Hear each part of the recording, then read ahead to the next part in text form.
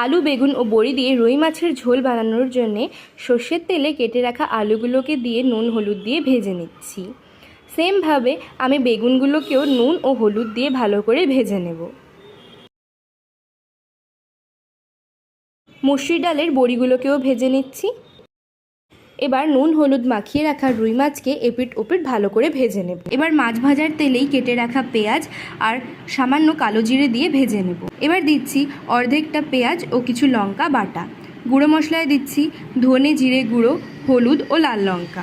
সামান্য জল দিয়ে ভালো করে কষিয়ে নেব। এবার ভেজে রাখা আলুগুলো দিয়ে দিচ্ছি। আলুগুলো দিয়ে সামান্য নাড়িয়ে দিয়ে দিচ্ছি আমি এখানে উষ্ণ গরম জল। যখন জলটা ফুটতে লাগবে তখন ভেজে রাখা মাছ ও বড়িগুলো দিয়ে দেব। 2 থেকে 3 মিনিট পর ভেজে রাখা বেগুনগুলোকেও দিয়ে দিচ্ছি। সামান্য ধনেপাতা দিয়ে দিলেই আমাদের রুই মাছের ঝোল একদম রেডি।